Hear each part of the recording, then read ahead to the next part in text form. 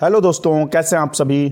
दोस्तों, आज के इस मॉक टेस्ट के अंदर मैं आपको ईवीएस के वो स्पेशल क्वेश्चन करवाने वाला हूं जो आपके सीटेट एग्जाम के लिए मोस्ट इंपॉर्टेंट है। तो शुरू करें आज का ये मॉक टेस्ट। रेडी हैं आप? पहला क्वेश्चन आपके सामने है। इस मॉक टेस्ट के जितने भी क्वेश्चन हैं आपके वो एनसीईआरटी ईवीएस की बुक से लिए गए हैं। ये आपका पहला क्वेश्चन जो आपकी ईवीएस के अंदर दिया गया है। बताइए, क्वेश्चन कहता है रैबो के बारे में निम्नलिखित कथनों पर विचार कीजिए। रैबो क्या होता है, इसके बारे में आपके स्टेटमेंट दिए गए हैं। कौन सही है कौन गलत है ये आपको बताना है। दोस्तों, रैबो क्या होता है? स्टेटमेंट ए कहता है रैबो एक प्रकार का ऊंचा तिकोना टेंट होता है। बिल्कुल सही आपका स्टेटमेंट लिखा है। रैबो एक चांगपा जनजाति होती है जो आपकी लद्दाख के अंदर पाई जाती है। वो रैबो नाम का घर बना के रहती है। उसके घर को क्या कहते हैं? रैबो कहते हैं। तो ये एक प्रकार का तिकोना ऊंचा सा टेंट होता है। ए सही है। बी की अगर बात करें तो कहता है टेंट लगाने से पहले जमीन को 2 फुट जमीन में गहरा गड्ढा खोदते हैं। ये चीज़ आपकी लिखी हुई है एनसीईआरटी के अंदर। बिल्कुल सही बात है। जब टेंट लगाते हैं तो लकड़ी गाड़ने के लिए 2 फुट गहरा गड्ढा खोदते हैं। बी भी सही है। एकदम न्यू क्वेश्चन है। रैबो अंदर से फ्लैट के एक कमरे जितने बड़े होते हैं। क्या ये बात सही है? तो बिल्कुल ये भी बात आपकी सही है। जो रैबो होते हैं दोस्तों, ये एक कमरा जैसे होता है फ्लैट के अंदर, इतने ज़्यादा बड़े होते हैं। ये बात आपकी सही हो जाएगी। सी स्टेटमेंट भी सही है। डी की अगर बात करें तो रैबो के बीचों बीच एक खुला छेद होता है जहां से चूल्हे का धुआं बाहर जाता है। यानी जो महिलाएं खाना बनाती हैं तो धुआं निकलने के लिए क्या होता है? क्या रैबो में खुला एक छेद होता है? बात सही है या गलत? तो आपका ये भी बात बिल्कुल सही है। रैबो के अंदर खुला छेद होता है जिससे क्या होता है? चूल्हे का धुआं बाहर जाता है। तो यहाँ तो आपकी ABCD सारे आपके ट्रू हैं। तो सारे ट्रू हैं, कोई प्रॉब्लम नहीं। आपकी थर्ड ऑप्शन आपका सही हो जाएगा। दोस्तों, यहाँ जानना जरूरी है, जो चांगपा जनजाति होती है वो रैबो में रहती है। उसके घर को रैबो कहते हैं, मतलब जिसमें वो रहती है तंबू टाइप का बना के। एक आपका लेखा होता है। लेखा क्या है? ये भी आपके सीटेट के लिए मोस्ट इंपॉर्टेंट है। लेखा जहां पर रैबो अपनी भेड़ बकरियां रखते हैं, ये उनका घर होता है। ये जगह होती है लेखा, जहां पे चांगपा जनजाति अपनी भेड़ और बकरियां रखती है, पालती है। उस जगह को क्या बोलते हैं? लेखा बोलते हैं। ये बात आप क्लियर कर लें। यहां लेखा और रैबो में कोई कंफ्यूजन नहीं होना चाहिए। तो आपका थर्ड ऑप्शन सही है। मैं एक एक चीज आपका क्लियर करता चलूंगा। अगला क्वेश्चन आपका सेकंड नंबर फटाफट करेंगे दोस्तों। क्वेश्चन है पत्थरों को काट के एक के ऊपर एक रखकर बनाए गए घर कहां के गांव में दिखते हैं? ये आपको बताना है। ए ऑप्शन है केरल, बी है कश्मीर, सी है असम, डी है मनाली। फटाफट आंसर बताएंगे। आप सब जान चुके हैं केरल और असम हो नहीं सकता है। यहां पर आप कंफ्यूज हैं, मनाली या कश्मीर। तो मैं आपको क्लियर कर दूं, ये घर दोस्तों असम की अगर बात करें, बहुत ज़्यादा आपका सीटेट के अंदर आता है, बहुत ज़्यादा ट्रेंड होता है यहाँ के घर। तो यहाँ के घर बांस के खंभों पर दोस्तों बनाए जाते हैं और इनकी बांस के खंभों की ऊंचाई 10 से 12 आपकी फीट होती है। ठीक है। अगर मान लीजिए 10 से 12 फीट ना आई एग्जाम में, 3 to 3.5 आपका मीटर आ गई, तब आप क्या करेंगे? तो 10 से 12 फीट कहें या 3 से 3.5 मीटर, एक ही बात है। ठीक है, तो कंफ्यूजन नहीं होना चाहिए। तो ये आपकी असम की बात हो गई। केरल में दोस्तों एनसीईआरटी के अंदर एक चीज़ दी गई है कि यहाँ माँ की जो बड़ी बहन होती है यानी मासी जो होती है उसे वलियम्मा कहते हैं। ये बात याद रखिएगा क्योंकि एनसीईआरटी में दी गई है तो पूछ भी सकता है। यहाँ मनाली में ऐसे घर नहीं होते, ऐसे घर आपके कश्मीर के अंदर होते हैं। बी ऑप्शन आपका सही हो जाएगा। यहाँ दोस्तों श्रीनगर एक जगह है जहाँ चार चिनारी आपका स्थित है। एक पर्यटन स्थल है चार चिनारी, जो डल झील के एक द्वीप पर स्थित है। डल झील में दोस्तों आपकी हाउस बोट है, यानी श्रीनगर के अंदर हाउस बोट आपकी चलती हैं। लोग हाउस बोट का बड़ा मजा लेते हैं। हाउस बोट की लंबाई जो होती है वो आपकी 80 फीट के करीब होती है। ठीक है। इसमें एक नक्काशी की जाती है लकड़ी पर। लकड़ी पर की जाने वाली नक्काशी का नाम है खत्म बंद। ये भी याद रखिएगा। ये सारी चीज़ें सीटेट के अंदर खूब पूछी जाती हैं। तो बी ऑप्शन फिलहाल सही है। अगला बढ़ेंगे और अगला क्वेश्चन लेंगे। ये लीजिए एकदम नेक्स्ट लेवल का टॉप क्वेश्चन। सूर्यमणि के बारे में असत्य कथन को पहचानिए। अब आप सोच रहे होंगे सूर्यमणि कौन है। यहाँ दोस्तों एक चैप्टर दिया गया है एनसीईआरटी की, शायद 5th की ईवीएस के अंदर, किसके जंगल, चैप्टर नंबर 20 है। ठीक है, वहां से क्वेश्चन है सूर्यमणि। सूर्यमणि एक लड़की होती है, कैरेक्टर है उसमें, ये असल कहानी भी है, ओरिजिनल स्टोरी है। ये झारखंड की लड़की है जो कि नेतृत्व करती है, जो कि जागरूक करती है जंगलों के बारे में। इस तरीके से स्टोरी दी गई है। तो सूर्यमणि के बारे में असत्य कथन कौन सा हो जाएगा? सूर्यमणि को बचपन से ही जंगलों से बहुत लगाव था, क्या बात सही है? तो ये बात बिल्कुल सही है। सूर्यमणि एक आदिवासी लड़की है और उसे क्या है, बचपन से ही जंगलों से बहुत लगाव था। वह स्कूल जाने के लिए सीधे रास्ते पर जाती थी, क्या बात सही है? ये आपका स्टेटमेंट रॉन्ग हो जाएगा। स्कूल जब सूर्यमणि जाती थी तो क्या होता था कि जंगल के रास्ते पर जाती थी, सीधे रास्ते पर नहीं, जंगल जंगल होके जाती थी। तो ये आपका स्टेटमेंट रॉन्ग हो जाएगा। अब ये रॉन्ग हो जाएगा तो आपका असत्य पूछ रहा है, यहाँ पे आपका यही वाला सही हो जाएगा। फिर भी अगला देख लेते हैं क्योंकि इंपॉर्टेंट है।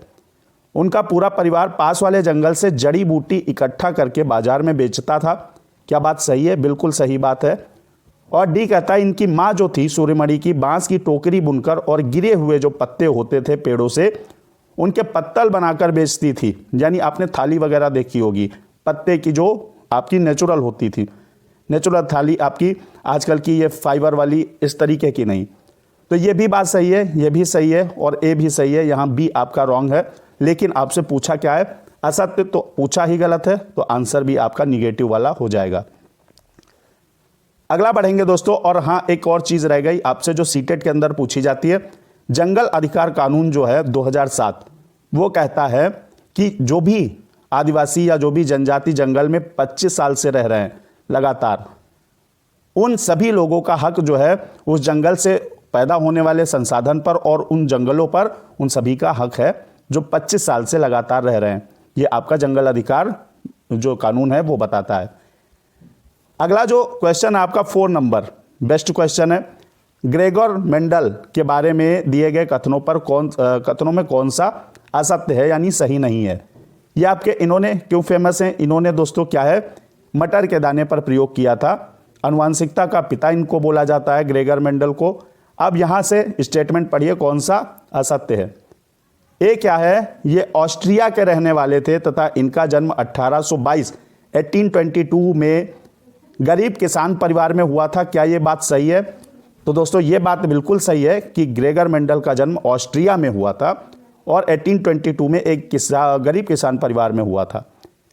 बी कहता है यूनिवर्सिटी की पढ़ाई के पैसे न होने के कारण इन्होंने एक मठ में रहकर मंक, यानी दोस्तों अगर बोलें तो पादरी भी बोल सकते हैं क्योंकि ये पादरी ही बने थे, आपके जो क्रिश्चियनिटी में फादर होते हैं, मुनि बनने का सोचा। ये भी बात बिल्कुल सही है कि इनके पास पढ़ाई के पैसे नहीं थे तो इन्होंने एक मठ पकड़ लिया, उसमें मंक बन गए, मुनि बन गए।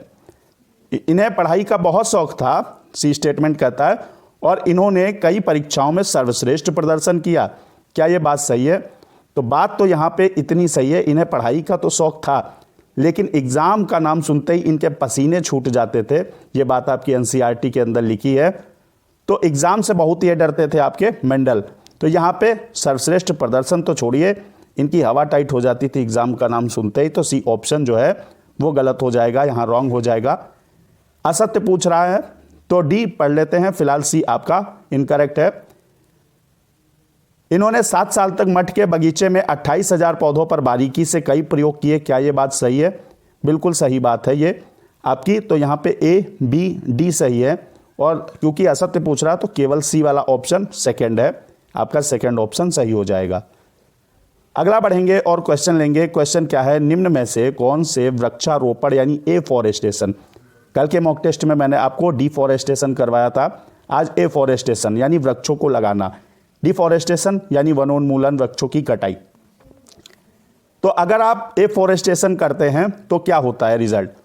वायुमंडलीय तापमान में कमी आएगी, क्या बात सही है?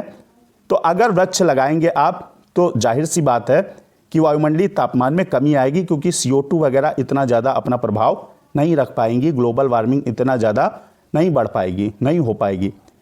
तो यहाँ पे ये बात बिल्कुल सही है, वायुमंडलीय तापमान एकदम नॉर्मल रहेगा। वायुमंडल में CO2 के स्तर में वृद्धि हो जाएगी, ये आपकी बात गलत लिखी है। अगर वृक्षारोपण करेंगे तो CO2 के स्तर में वृद्धि नहीं होगी। बी आपका सी कहता है भौम जल यानी ग्राउंड लेवल में वृद्धि होगी, क्या ये बात सही है? तो दोस्तों बात सही हो सकती है, क्योंकि वृक्षारोपण करेंगे तो बारिश होगी, क्योंकि हम जानते हैं, हमने बचपन से पढ़ा है स्कूल के टाइम से कि अगर जंगल जितने ज़्यादा वन होंगे तो बारिश कैसे होती, वन बारिश कराने के लिए जिम्मेदार होते हैं। तो बारिश होगी तो ग्राउंड लेवल जो है वाटर का वो बढ़ेगा। बात तो सही है आपकी सी भी। सूखे जैसी प्राकृतिक आपदाओं के होने की संभावना में कमी आएगी, बिल्कुल सही बात है। अगर वृक्षारोपण करेंगे तो बारिश होगी, बारिश होगी तो सूखा नहीं पड़ेगा। तो यहाँ ए, सी और डी बिल्कुल सही है। यहाँ पे बी आपका रॉन्ग हो जाएगा, ए सी डी वाला ऑप्शन थर्ड हो जाएगा। थर्ड ऑप्शन एकदम करेक्ट है। अगला बढ़ें और अगला क्वेश्चन है, कर्नाटक में पांडुरंग हेगड़े के नेतृत्व में पर्यावरण संबंधी किस आंदोलन की शुरुआत हुई थी? एपिको आंदोलन, चिपको आंदोलन, नर्मदा या पृथ्वी सम्मेलन? तो पांडुरंग हेगड़े के नेतृत्व में कौन से आंदोलन की शुरुआत हुई थी? ये दोस्तों आपका था एपिको आंदोलन। ये कर्नाटक के अंदर चलाया गया और सेम आपका क्या, जैसे चिपको आंदोलन उत्तराखंड के अंदर चलाया गया, ये आपका सेम आपका एपिको आंदोलन था। इससे आपके सुंदरलाल बहुगुणा चिपको आंदोलन से संबंधित हैं और इससे आपके कौन, पांडुरंग हेगड़े संबंधित हैं। ये आपका 1983 के अंदर चलाया गया था, ये आपको याद रखना। मेधा पाटेकर अगर आ जाए तो नर्मदा आंदोलन से संबंधित हैं और रियो डी जेनेरियो का संबंध आपके पृथ्वी सम्मेलन से हो जाएगा। अब आपको कमेंट बॉक्स में एक चीज़ बतानी है कि चिपको आंदोलन किस वर्ष चलाया गया था, ये आप बताइएगा। अगला दोस्तों क्वेश्चन क्या है, अगला क्वेश्चन देखेंगे। चैनल को सब्सक्राइब कर लीजिएगा अगर आप नए विजिट किए हैं चैनल पर, और बेल आइकन दोस्तों प्रेस कर लीजिएगा। वीडियो को लाइक शेयर कर दीजिएगा। और अगला क्वेश्चन देखते हैं। रेखा ने अपनी सहेली को बताया कि डॉक्टर ने उसे शरीर को ऊर्जा देने वाले खाद्य पदार्थ खाने की सलाह दी है। नीचे दिए गए समूहों में ऊर्जा देने वाले खाद्य समूह को बताइए। कौन एनर्जी दे सकते हैं? तो दोस्तों आपके जो कार्बोहाइड्रेट होते हैं, ठीक है, कार्बोहाइड्रेट ये आपको एनर्जी देते हैं, ठीक है। लेकिन अगर दुगनी एनर्जी की बात करें, डबल एनर्जी की बात, तो वसा आपका हो जाएगा। ये आपको कंफ्यूजन नहीं रखना है। एनर्जी आपको कार्बोहाइड्रेट से मिलती है, लेकिन अगर डबल एनर्जी लेनी हो तो उसका आपका वसा हो जाएगा ऑप्शन में अगर हो। यहाँ पे दोस्तों डॉक्टर ने कहा है एनर्जी वाली चीज़ें खाओ, तो आपका कार्बोहाइड्रेट किस में मिलेगा? ए ऑप्शन में मिलेगा, या बी में, या सी में, या डी में? ए में मिलेगा आपका जो कार्बोहाइड्रेट होगा, गेहूं, चावल, आलू, शक्कर, ETC, यानी आपका ए ऑप्शन सही हो जाएगा। सारी चीज़ें क्लियर हो रही हैं। अगला क्वेश्चन दोस्तों क्या है, अगला क्वेश्चन लीजिए। रेखा की माँ के लिए रेखा की माँ डैश डैश के लिए रोजाना तालाब से लाए गए पानी में फिटकरी डालती है। रेखा की माँ जो है रोजाना तालाब से जो पानी आता है उसमें फिटकरी डालती है, ऐसा क्यों वो कर रही है? पानी को रंग रहित करने के लिए, कठोर जल को मृदु जल में परिवर्तित करने के लिए, पानी में मौजूद रोगाणुओं को खत्म करने के लिए, हल्के निलंबित अपद्रव्यों को अवसादित करने के लिए, यानी अशुद्धियों को अवसादित करने के लिए, निकालने के लिए। तो यहाँ पे फिटकरी क्यों डाल रही है, आपको क्या लगता है? यहाँ पे A, B, C कैंसिल हो जाएंगे। आपका जो ऑप्शन सही होगा वो ये सही होगा। हल्के जो कण है ना, अशुद्धियाँ, अगर वो फिटकरी डाल देगी पानी में तो वो अशुद्धियाँ नीचे बैठ जाएंगी और पानी उसका प्योर हो जाएगा। डी ऑप्शन सही हो जाएगा। अगला बढ़ते हैं और अगला क्वेश्चन है, यहाँ पे देखिएगा, शेर और बाघ अपने इलाके को कैसे पहचान लेते हैं? शेर और बाघ अगर बात करें यहाँ पे कुत्ते की भी, यानी डॉग, ये अपने इलाके को कैसे पहचानते हैं? अपनी आँखों से, अपनी मूँछों से, अपने मूत्र की सहायता से यानी यूरिन से, या अपने कानों से? तो अगर बात कान की होती तो ये क्वेश्चन ही नहीं बनता, इतना आसान थोड़ी दे देगा। अपनी आँखों से, ये भी नहीं, हाँ मूँछों से हो सकता है। मूँछों से शेर और बाघ अपने शिकार का पता लगाते हैं, मूँछें बहुत हेल्प करती हैं। लेकिन यहाँ पे इलाके को कैसे पहचानता है? मूँछों के बड़े रोल होते हैं, नथुलाल के भी और यहाँ शेर और बाघ के भी, ठीक है। यहाँ पे आपका इलाके की पहचान अगर करता है तो यूरिन की सहायता से ये जान जाते हैं कि यहाँ पे कौन सा आया था, दूसरा वाला मेरा जो संबंधी है या मेरा जो दुश्मन है वो आया था, उसके यूरिन को सूंघ के ये पता लगा लेते हैं। कुत्ता भी ऐसे ही, कुत्ते की भी क्वालिटी होती है। तो सी ऑप्शन आपका थम्स अप कर देंगे। अगला बढ़ेंगे। अगला क्वेश्चन है, पर्यावरण शिक्षण EVS की जो सबसे इफेक्टिव आपका तरीका है, प्रभावशाली विधि है, वो कौन सी है EVS पढ़ाने की? फील्ड ट्रिप हो जाएगी, या आपकी कार्यविधि, खोज विधि, या आपकी कहानी विधि यानी स्टोरी के माध्यम से? तो पर्यावरण शिक्षण में सबसे जो इफेक्टिव तरीका होता है वो फील्ड ट्रिप का होता है। इसमें क्या होता है, बच्चे को अगर आप फील्ड ट्रिप पे ले जाते हैं तो वो डायरेक्ट एक्सपीरियंस उसको होता है, डायरेक्ट चीज़ों को देखता है। यानी फूलों के बारे में अगर पढ़ाना है तो आप फ्लावर वैली ले जाइए, वहाँ पे बच्चे देखेंगे और उनको डायरेक्ट अनुभव होगा, वो चीज़ें देखेंगे, अवलोकन करेंगे, यानी ऑब्जर्वेशन करेंगे। तो अगर सबसे अच्छी विधि होती है तो भ्रमण विधि। सेकंड, अगर सबसे बढ़िया विधि कोई होती है तो कहानी विधि। कहानी के माध्यम से आपकी नानी या दादी ने कहानियाँ जो बचपन में सुनाई होंगी किसी टॉपिक को लेकर, वो आज तक याद होंगी, पक्का याद होंगी। तो ये दो विधि, जिसमें फर्स्ट पे ये आती है और सेकंड पे ये सबसे प्रभावशाली विधि है। तो सबसे लगा है यहाँ पे सुपरलेटिव डिग्री है, तो आपका ए ऑप्शन सही हो जाएगा। अगला बढ़ें और अगला क्वेश्चन देखेंगे।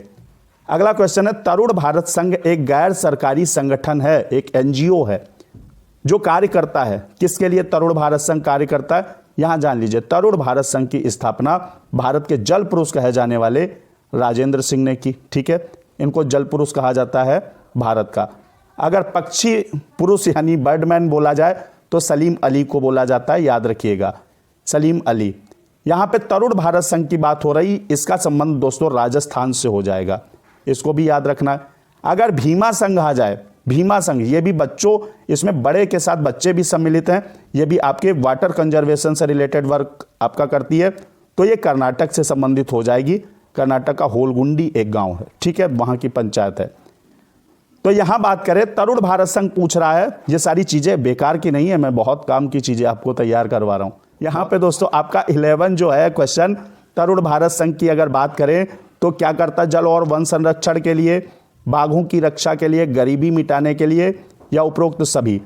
तो यहां जो सही होगा ऑप्शन, तरुण भारत संघ जल और वन संरक्षण के लिए काम करता है। यह बात आपको याद रखनी है, ए ऑप्शन सही कर देंगे।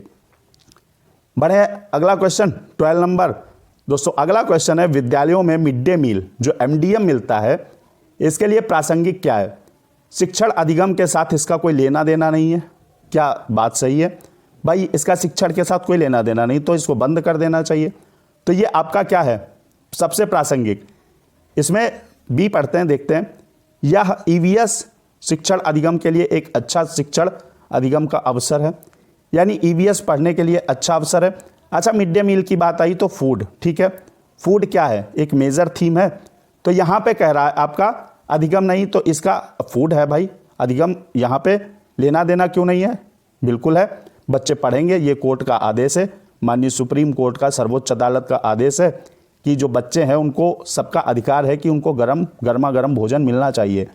तो यहाँ ये गलत हो जाएगा, बी आपका सही है।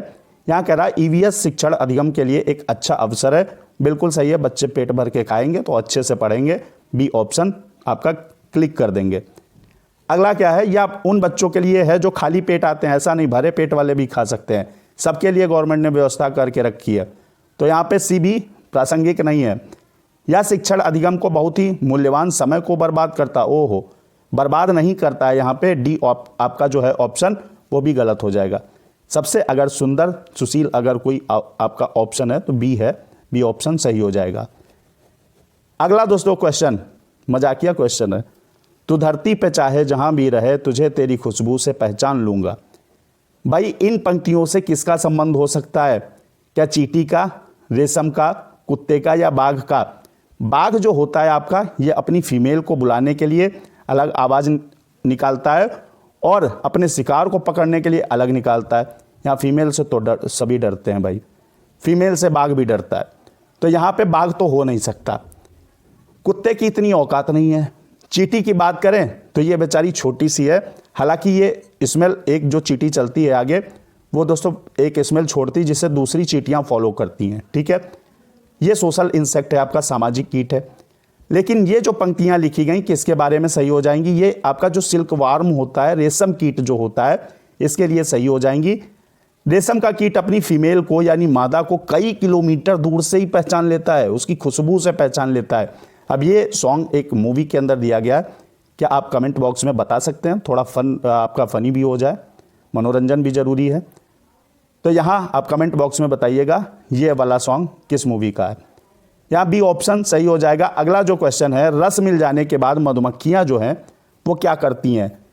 क्या मधुमक्खियों को इशारा करती हैं, इशारे से बात करती हैं, या चुपचाप रहती हैं, या डांस करती हैं, या नन ऑफ दीज? तो रस अगर मिल जाता है भैया, लीची का रस इनको बहुत ज़्यादा अच्छा लगता है, बहुत फेमस भी है लीची आपकी मुजफ्फरपुर बिहार की, पूरी दुनिया के अंदर जाती है। यहाँ मधुमक्खी लीची का रस मिल जाता है तो ये क्या करती हैं, ये डांस करने लगती हैं। इसके माध्यम से ही दूसरी मधुमक्खियाँ समझ जाती हैं ये इसको मिल चुका है, ये आपका ये हो गई है ना। तो यहाँ पे सी ऑप्शन सही हो जाएगा, डांस करती हैं दोस्तों। और मधुमक्खी पालन का जो सबसे अच्छा समय होता है वो अक्टूबर से दोस्तों दिसंबर होता है, अक्टूबर से दिसंबर, ये बात याद रखिएगा, कई बार सीटेट के अंदर पूछी गई है। अगला क्वेश्चन और आज के इस वीडियो का लास्ट क्वेश्चन है मॉक टेस्ट का, निम्नलिखित में से किस एक स्थान पर केवल खजूर के ही पेड़ यानी वृक्ष दिखाई देते हैं? खजूर खजूर कहाँ होगा? कराची में होगा। कराची में तो आपका पाकिस्तान है, बेकार है, नल्ला। यहाँ पे खजूर की अगर बात करें तो क्या बांग्लादेश आपका, ये भी यहाँ खजूर नहीं होता। बर्लिन नहीं, अबू धाबी के अंदर दोस्तों आपका खजूर हो जाएगा, डी ऑप्शन सही हो जाएगा। लेकिन एक मिनट सुन लीजिए एक और बात, अबू धाबी में जो पेट्रोल है ना, आप जो पेट्रोल गाड़ी में भरवाते हो, ये पेट्रोल पानी से भी सस्ता है, यानी अपने आप पानी ठीक है। यहाँ पेट्रोल जो है वो पानी से सस्ता है, यहाँ पानी महंगा है। यहाँ की रेतीली ज़मीनों के नीचे पेट्रोल ही पेट्रोल आपका पाया जाता है और इसकी करेंसी दिरहम होती है, यानी दिरहम है, होती क्या है, अबू धाबी की करेंसी दिरहम है। ये सारी चीज़ें आपको याद रखना है। तो डी ऑप्शन सही है। आज के इस वीडियो के अंदर 15 क्वेश्चन मॉक टेस्ट के अंदर किए हैं, अपना भी स्कोर बताइएगा। मिलते हैं अगले मॉक टेस्ट के अंदर बेहतरीन क्वेश्चंस के साथ। पढ़ते रहिए, सीटेट 120+ दिमाग में अपने फीड कर लीजिए। मिलेंगे दोस्तों जल्द ही अगले मॉक टेस्ट में। जय हिंद, वंदे मातरम।